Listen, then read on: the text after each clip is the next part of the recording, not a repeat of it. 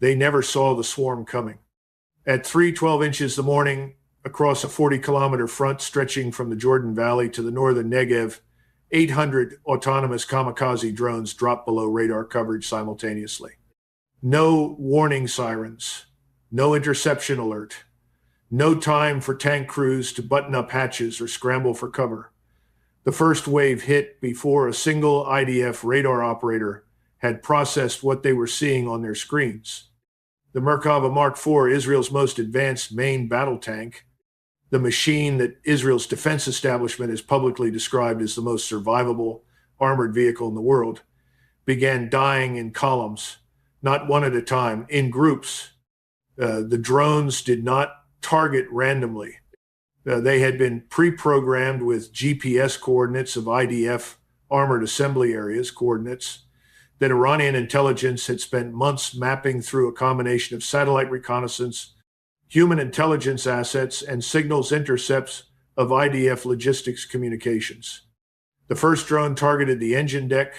The second targeted the same tank's turret ring 30 seconds later, while the crew was still stunned from the first impact. The third dove directly into the open commander's hatch. This was not improvisation. This was choreography.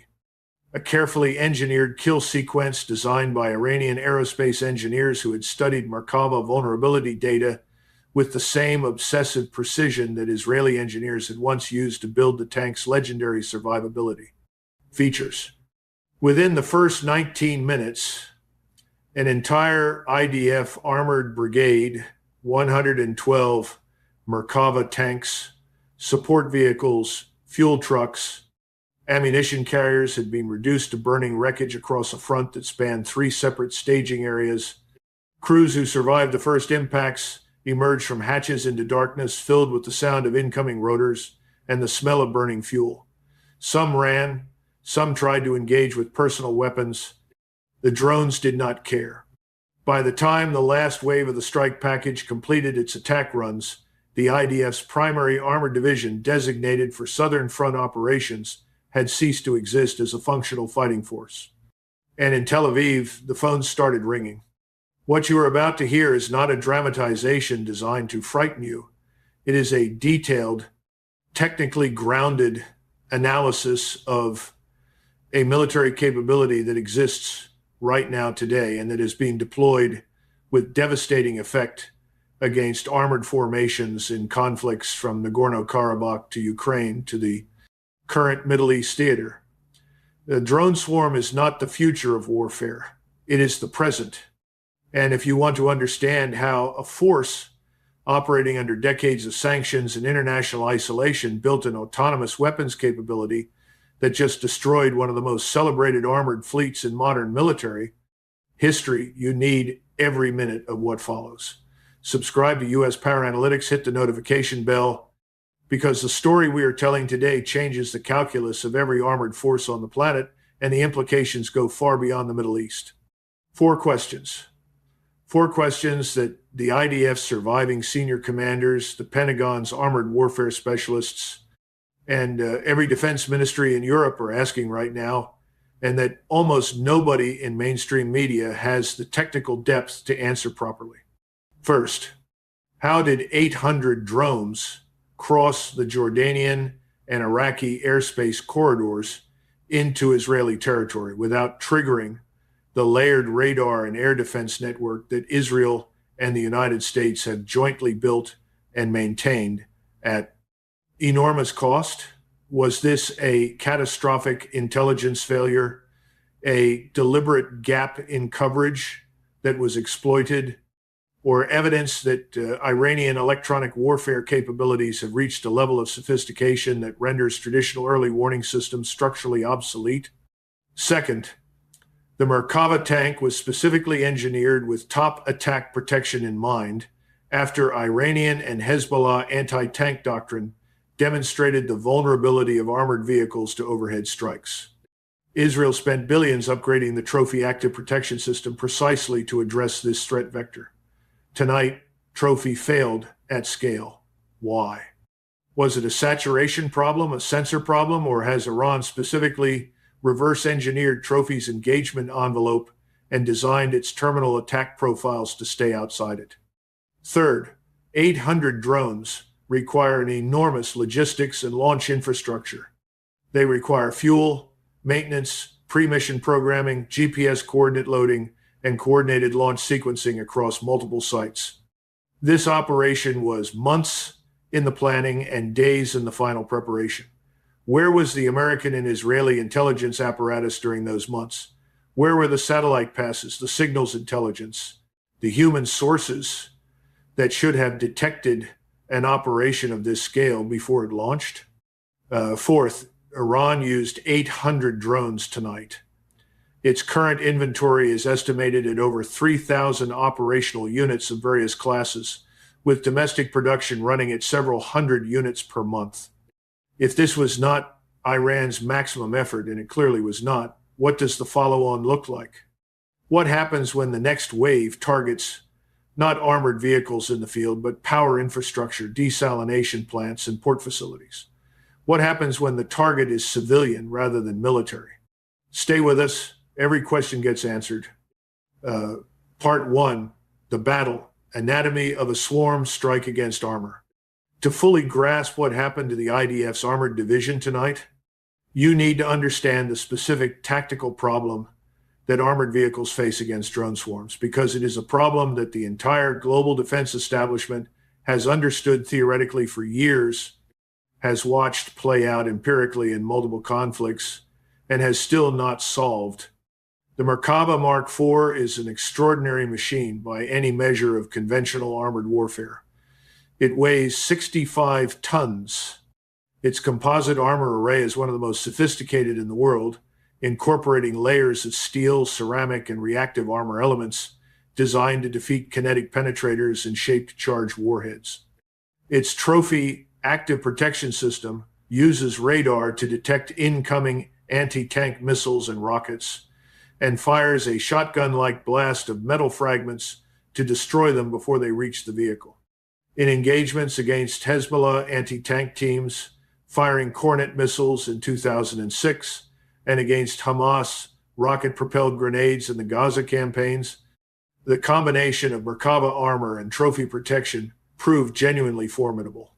The drone swarm exploits a different physics entirely.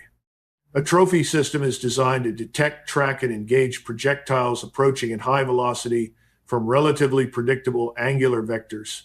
A missile fired from a hillside, a rocket-propelled grenade launched from a building. The engagement geometry is fundamentally horizontal. Threat approaches from the side or at a moderate angle. Radar detects it, countermeasure fires. The kamikaze drone that Iran deployed tonight attacks from directly above at a terminal dive angle of between 70 and 90 degrees. It approaches at relatively low velocity, slow enough that Trophy's radar threshold, calibrated for high-velocity threats, does not reliably trigger an engagement response. It targets the engine deck and turret ring, the two areas where even the Merkava's extraordinary armor is thinnest, because you cannot make the top of a vehicle as heavily armored as the front without making it immobile under its own weight. This is not a new insight. The Azerbaijan-Armenia war in 2020 demonstrated with brutal clarity that Soviet-era Armenian armor T-72 tanks, BMP infantry fighting vehicles, artillery pieces was catastrophically vulnerable to Azerbaijani TB2 Bayraktar drones operating in exactly this attack profile. The lesson was clear, immediate, and widely analyzed by every defense establishment in the world, including Israel's. What changed between 2020 and tonight is the scale, the autonomy, and the coordination. In the Azerbaijan conflict, drones were operated by human pilots watching live video feeds and manually selecting targets. One drone, one pilot, one target at a time. The constraint was not the drone. The constraint was the human bandwidth required to operate them. Iran solved the human bandwidth problem. The drones that struck the IDF armored division tonight were operating autonomously within designated target zones. They were pre-programmed with kill boxes, geographical areas within which they had authority to identify and engage valid military targets without real-time human command. Their target recognition systems used a combination of thermal imaging and machine vision algorithms trained on thousands of images of Merkava tanks, fuel trucks, and IDF support vehicles. When a drone's sensor array matched a target image above a confidence threshold, it initiated its terminal attack sequence automatically. 800 drones, each making its own kill decision simultaneously. No human bottleneck, no command delay, no communications link that could be jammed or severed to shut down the attack. This is the fundamental revolution in autonomous weapons that military theorists have been predicting for 15 years. Iran deployed it operationally tonight against one of the most capable armored forces in the world. The attack unfolded in 3 coordinated waves. The first wave of approximately 250 drones hit the northernmost armored assembly area near the Jordan Valley, where 2 armored battalions had been staging in preparation for a potential ground operation. These drones flew nap of earth profiles, hugging terrain at altitudes below 20 meters through the Jordan Valley corridor, exploiting gaps in Israeli radar coverage created by terrain masking. They arrived simultaneously across a 2-kilometer front, attacking from multiple azimuth angles to prevent tank crews from orienting their vehicles for maximum armor protection. The second wave of 300 drones struck the central staging area 40 seconds after the first wave impacts began. This timing was deliberate. The 40-second gap was calculated to ensure that IDF command was fully occupied with the first strike, that communications channels were saturated with emergency traffic, and that any surviving trophy systems in the first strike zone had expended their countermeasure ammunition and not yet reloaded. The third wave of 250 drones completed the operation by targeting the logistical tail, the fuel trucks, ammunition carriers, recovery vehicles, and mobile command posts that give an armored formation its operational endurance. An armored brigade without fuel and ammunition is not a fighting force. It is a collection of very expensive and very immobile metal boxes. Within 19 minutes, all 3 waves had completed their attack runs. The damage assessment that IDF engineers will eventually compile will take days, but the immediate operational reality was apparent within the first hour. The armored division designated for Southern Front operations could not move, could not fight, and could not be reconstituted as a combat-ready force without weeks of rebuilding. Part 2, the technology. How Iran built a drone army under sanctions. The story of how Iran developed the autonomous drone capability deployed tonight is one of the most remarkable technological achievements of the 21st century, and it is a story that receives almost no serious coverage in Western media, because acknowledging it requires acknowledging conclusions that are deeply uncomfortable for the narrative of Iranian technological backwardness that Western governments have been selling for decades. Start with the Shahed program, the Shahed 136, the loitering munition that became internationally known through its use in Ukraine, was Iran's first widely deployed kamikaze drone design. Its airframe is simple. Its propulsion is a small 2-stroke engine derived from commercial lawn equipment. Its navigation is GPS-based with a rudimentary terminal guidance system. Against undefended or lightly defended targets, it is devastatingly effective. Against sophisticated air defenses, it is relatively easy to intercept. Iran knew this. The Shahed 136 was not the destination. It was the manufacturing and operational foundation from which something more capable could be built. The progression from Shahed 136 to the autonomous swarm systems deployed tonight took approximately 5 years and involved several distinct technological advances, each building on the last. The first advance was miniaturization.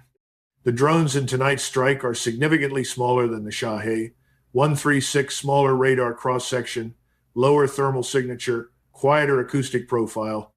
Iranian aerospace engineers achieved this miniaturization by developing domestic alternatives to components that were unavailable under sanctions.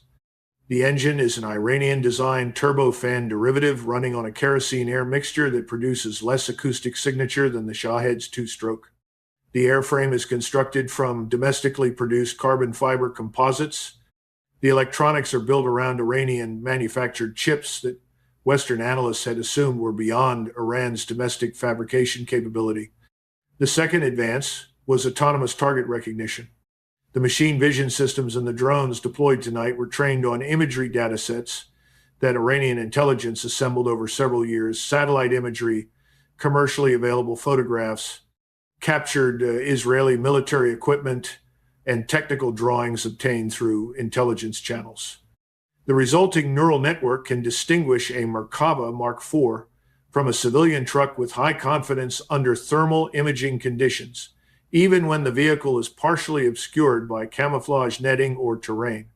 Training a neural network of this capability requires substantial computing infrastructure. How Iran obtained the necessary computational resources under technology sanctions is a question that Western intelligence services are currently asking with some urgency. The answer likely involves a combination of domestically developed hardware, cloud computing resources accessed through intermediaries, and direct assistance from partners who shall remain diplomatically unnamed in polite company, but whose initials are not difficult to guess. The third advance was swarm coordination. Individual autonomous drones are tactically useful, but strategically limited. A determined adversary can defeat them one at a time if given sufficient warning. The revolutionary capability is coordinated swarm behavior, where hundreds of autonomous units share situational awareness, deconflict flight paths to prevent collisions, collectively manage the electromagnetic environment, and synchronize their attack timing to arrive at targets simultaneously from multiple vectors. This coordination does not require a real-time communications link to a human operator. It operates on a distributed mesh network among the drones themselves, each drone broadcasting its position and status to its neighbors, which update their flight paths accordingly. The mesh network is frequency hopping and spread spectrum, making it extremely difficult to jam. Severing communications between individual nodes does not disable the swarm, it degrades it slightly, while the remaining nodes redistribute the coordination function. Iran tested components of this swarm coordination capability in multiple operational environments before tonight. Houthi operations in Yemen provided live testing conditions against Saudi and UAE air defense systems. Hezbollah drone operations in Lebanon provided data on Israeli radar and electronic warfare responses. Each test refined the algorithms. Each failure was analyzed and corrected. Tonight was not the first deployment of this technology. It was the deployment of a mature, operationally tested system against a high-value target. The production scale also deserves specific attention. 800 drones in a single operation represents a significant fraction of a monthly production run, not the entire inventory. Iranian drone production facilities, dispersed across multiple sites, hardened against air attack, and deliberately oversized relative to immediate operational requirements, are currently estimated to be producing between 800 and 1,200 drones per month across all variants. The facilities are underground. Several are built into mountain excavations. They continue producing regardless of what happens on the surface.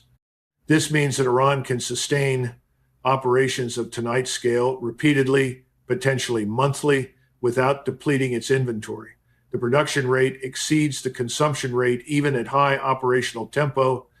This is not an arsenal that can be exhausted by conventional attrition. Part 3, America's blind spot, the intelligence failure that made tonight possible.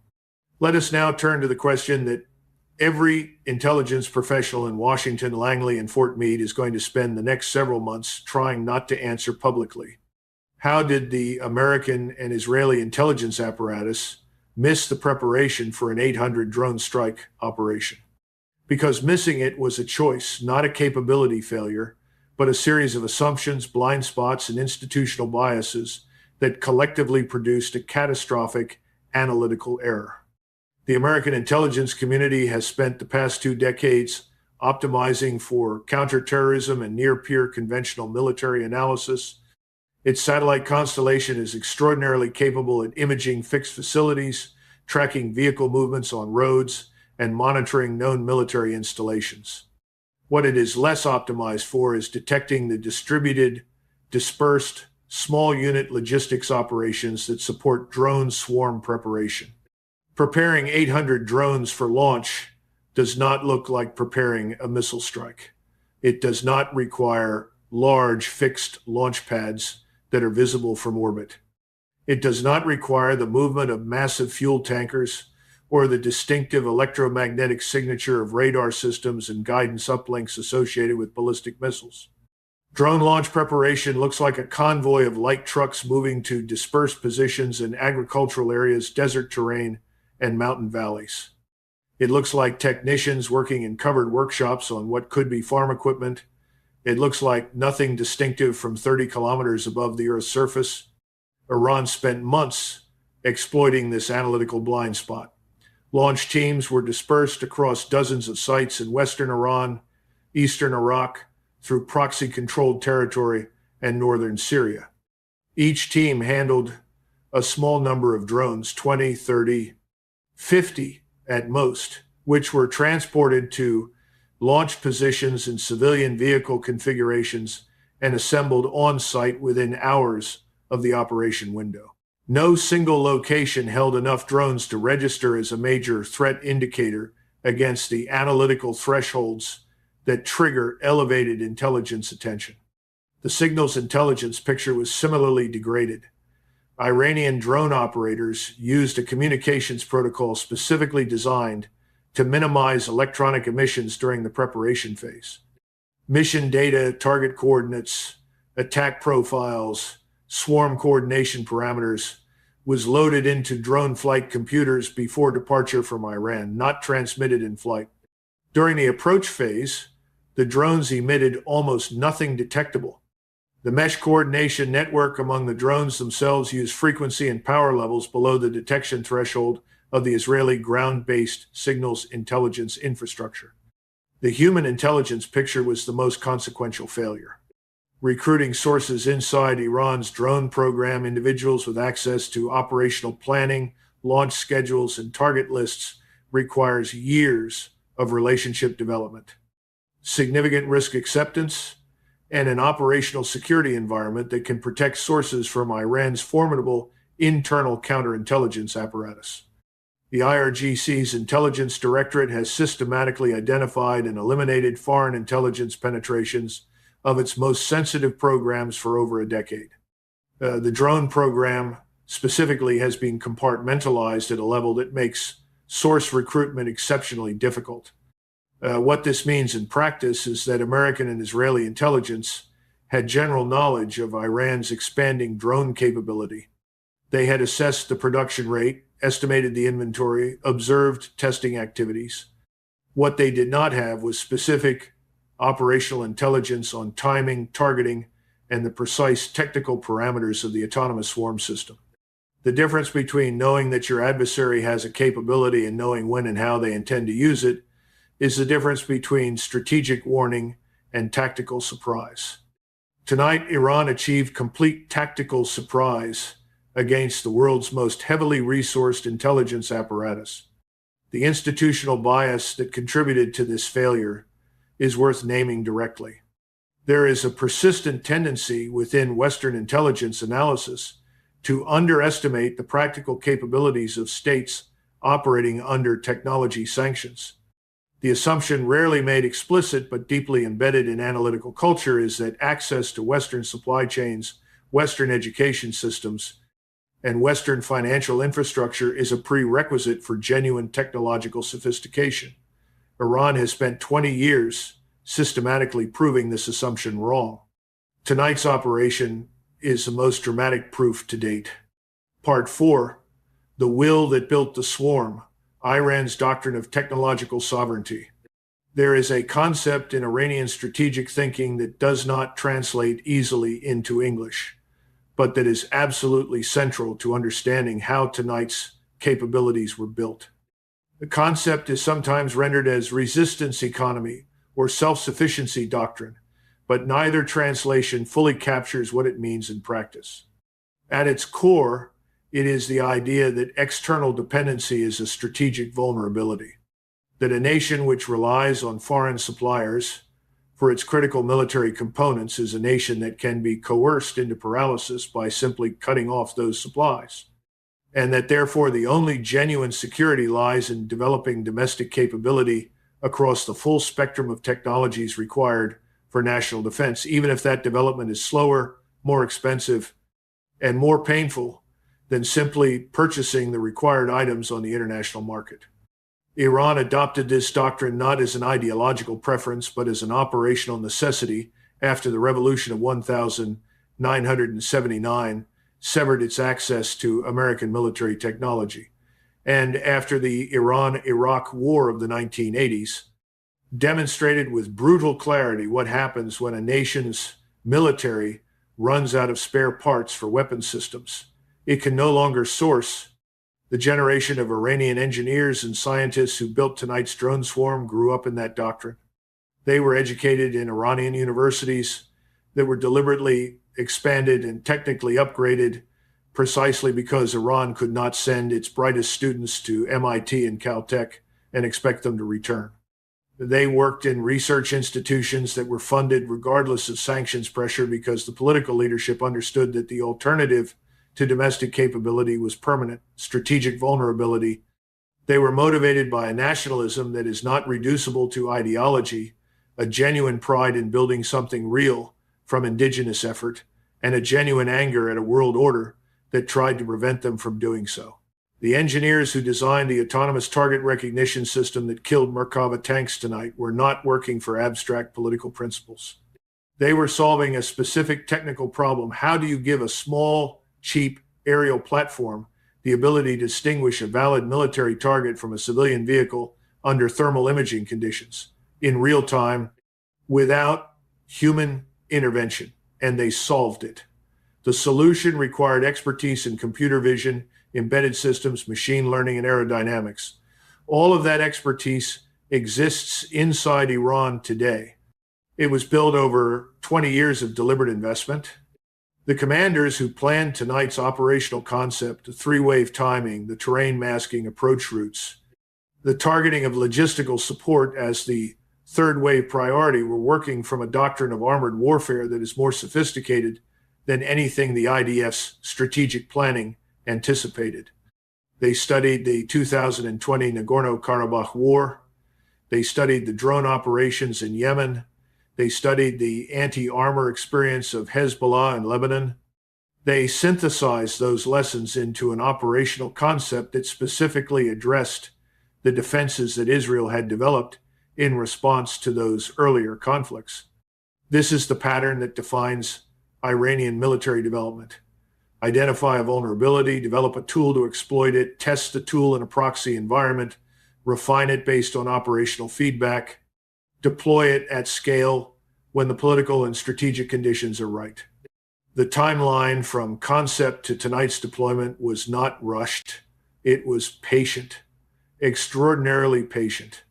The kind of patience that comes from a strategic culture that measures its struggle in decades rather than election cycles, that understands the adversary's domestic political constraints, knows that democratic societies have limited tolerance for sustained conflict, and builds capabilities designed to be used at the moment of maximum adversary vulnerability rather than at the moment of maximum Iranian readiness.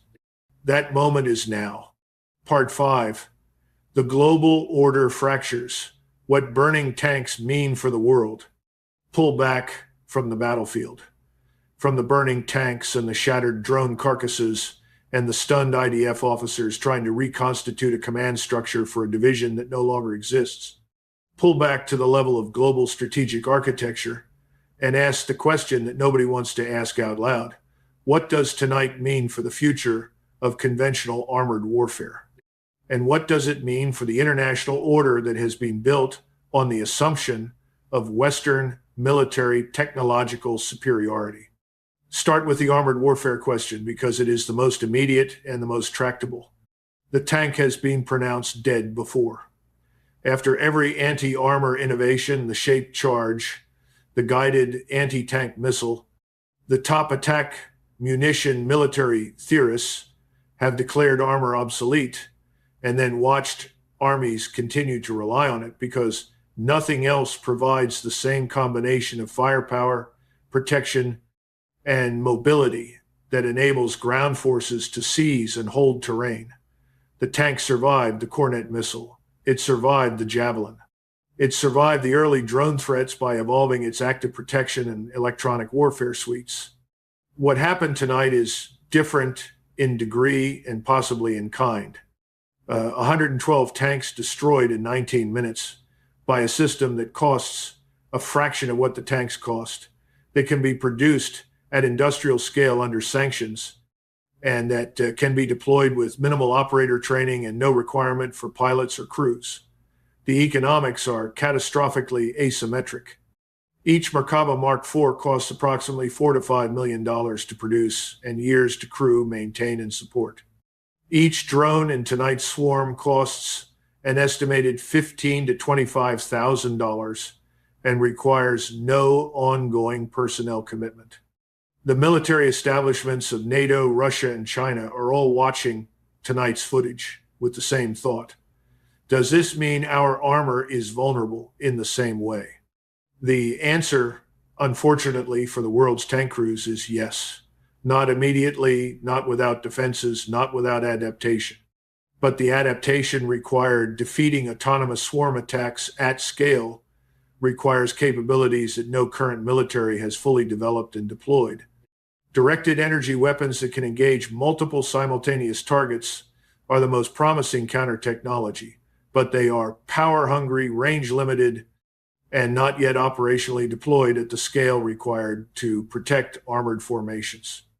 The broader strategic implication is about what tonight proves is possible for states with the will and the patience to build outside the Western technology ecosystem. Iran demonstrated in a single operation that the combination of domestic engineering, talent, long-term investment, operational testing through proxies, and strategic patience can produce a capability that defeats a $40 billion armored force. The message to every state that is being told its security depends on Western-supplied weapon systems is clear. It does not have to be. China has noted this with intense interest. Its own autonomous drone programs are more advanced than Iran's. Its production capacity is orders of magnitude larger. What Iran demonstrated at the tactical level tonight, China could deploy at the operational and strategic level against American carrier strike groups, against Taiwanese armored forces, against any conventional military formation that depends on the assumption of human-controlled weapons and predictable engagement geometry. Russia has noted it as well. Russian military engineers have been studying Iranian drone technology for years. The relationship has been bidirectional, with Russia providing certain technologies and Iran providing others, particularly in the drone domain where Iranian operational experience in multiple theaters exceeds Russia's. The Ukrainian battlefield has been a laboratory for both sides, and the lessons flowing from it have accelerated Iranian capabilities in ways that are just now becoming visible. The global South is watching something different. Governments that have spent decades being told they must purchase their security from Western defense industries at prices that consume their development budgets and create permanent strategic dependency are watching a country that chose the harder path of indigenous development produce results that the Western-supplied Israeli military could not stop.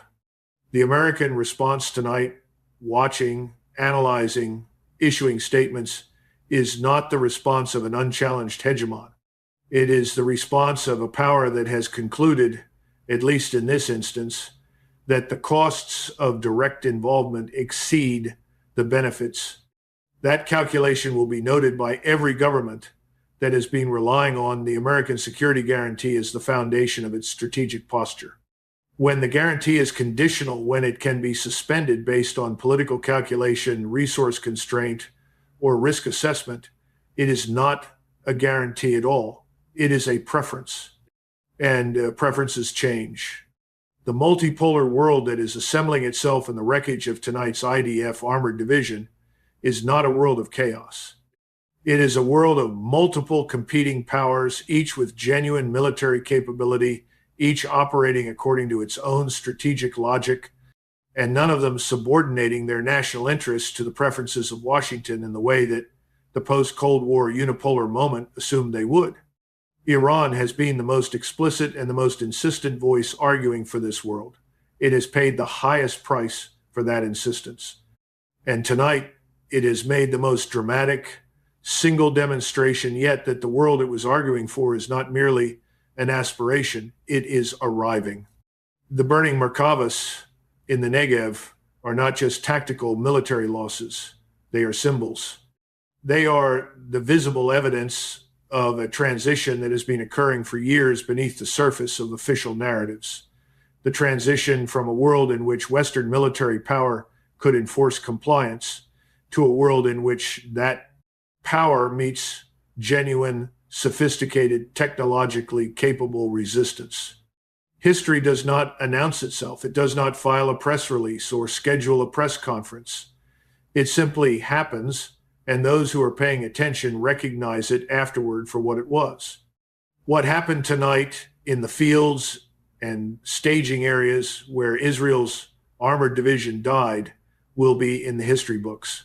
The chapter has not been titled yet, but its first sentence was written in the 19 minutes it took 800 drones to change the world. So where does this leave us? What are the second and third order consequences that will unfold from tonight in the days and weeks ahead? Israel faces an immediate and deeply painful strategic dilemma. Its armored force, the instrument through which it has historically imposed ground dominance and deterred adversaries from challenging its borders, has been shown to be vulnerable in a way that no amount of urgent defensive procurement can quickly fix. Directed energy countermeasures take years to develop and deploy at scale. Revising armored tactics to survive autonomous swarm attacks requires doctrine, training, and equipment changes that cannot be implemented overnight. In the near term, the IDF's ground warfare capability is diminished. Its response options are constrained by that diminishment. A major ground operation, the kind of operation that has historically been Israel's instrument of choice for delivering decisive military outcomes, requires armored formations that can operate without catastrophic attrition to drone swarms. Those formations do not currently exist in a form that can be deployed with confidence. Air power remains available, but Iranian air defense has been progressively hardened. The IAF's most advanced aircraft sustained damage at Nevatim in the previous strike cycle, and the targets most relevant to degrading Iran's drone capability, dispersed production facilities, underground storage sites, mobile launch teams are precisely the category of target that is hardest to find and destroy from the air. The American military option directs strikes on Iranian drone infrastructure by USAF and US Navy assets remains on the table in theory. In practice, the same constraints that have prevented American intervention in previous escalation cycles remain in force, compounded by the domestic political environment, the state of munitions inventories, and the risk of direct confrontation with Iran's Russian and Chinese partners. What Iran has created is a situation in which every escalatory option available to its adversaries carries costs that exceed the benefits. That is not an accident. It is the culmination of 20 years of strategic design. Build a capability that is difficult to target, impossible to exhaust, economically asymmetric to counter, and politically escalatory to directly confront. Deploy it in a way that demonstrates its full scope in a single operation. Then wait. The waiting is the hardest part for the adversary, because waiting means accepting that the strategic landscape has shifted, that the assumptions on which your defense posture was built are no longer valid, and that the adaptation required is painful, expensive, and slow. Israel has never been good at waiting. Its entire strategic culture is built around rapid, decisive action that restores deterrence before the adversary can consolidate gains. The problem is that the adversary has specifically engineered a situation in which rapid, decisive action is not available. The deterrence cannot be rapidly restored because the capability that defeated the armor is distributed, autonomous, mass-produced, and underground. You cannot deter a factory with a fighter jet. The conclusion that serious strategists in Tel Aviv, Washington, and every allied capital are now being forced to confront is this. The era of armored warfare as the decisive instrument of Middle Eastern ground conflict is over. The era of air power as a sufficient counter to state-level drone swarm operations is ending. The era in which Western military technology could reliably outclass the capabilities of a sanctioned, isolated adversary is finished. What comes next requires a fundamental rethinking of military doctrine, alliance relationships, and strategic assumptions that took decades to build. That rethinking will be painful. It will be contested. There will be powerful institutional interests arguing for continuity, for buying more tanks, more interceptor missiles, more of the systems that have already been shown to be insufficient. But the burning Merkavas do not lie. The 19 minutes do not lie. The 800 drones that found their targets in the dark without a human hand guiding them do not lie. The world changed tonight. The question is who adapts to that change quickly enough to shape what comes next, and who is still arguing about whether the change happened at all when the next swarm arrives. We will continue to track every development as this story evolves. Subscribe to US Power Analytics, turn on notifications, share this analysis with everyone who needs to understand what is actually happening in the world right now, because the mainstream coverage will not tell them. This is the analysis that matters, and we will be here for every chapter of what comes next.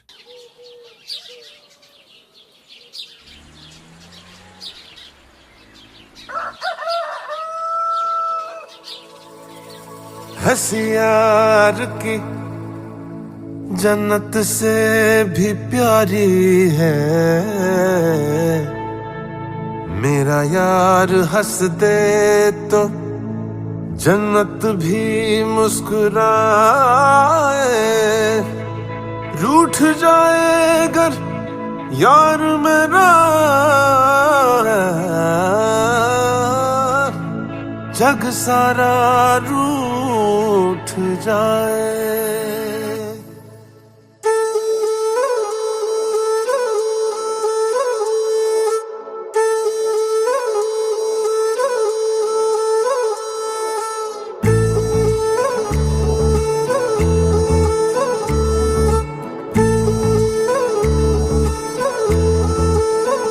वो नजरे नजरों से उनकी मिली, क्या इश्क को इतना काफी नहीं, उनको देखा तो सांसें बढ़ी, फिर तो कुछ भी दिखा ही नहीं, तेरा यूं मुस्कुराना मुस्कुराना, तेरा यूं मुस्कुराना मुस्कुराना, तेरा यूं मुस्कुराना मुस्कुराना है, क्या बात है, क्या बात है, तेरा यूं मुस्कुराना मुस्कुराना है, क्या बात है,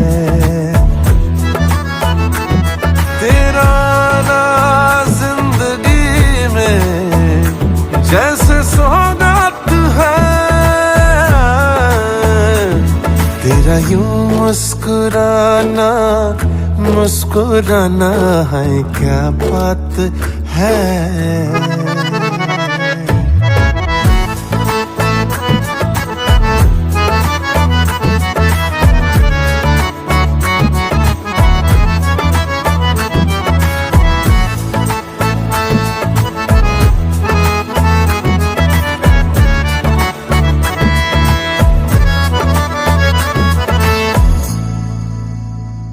हो चेहरे पे तेरे नूर जो फैला है, बाकी जहां में वो दिखता नहीं, आंखें तेरी जो करती है शायरी, शायर भी वैसा लिखता नहीं,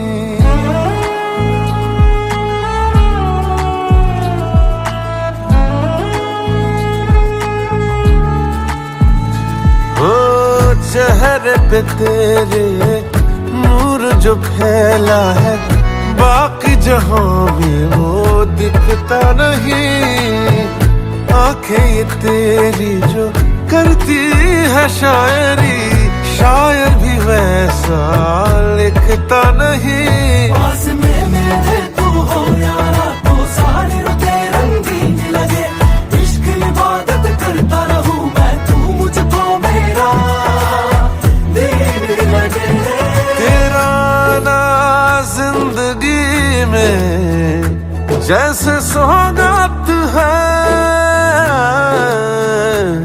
तेरा यूं मुस्कुराना मुस्कुराना है क्या बात है। तेरा यूं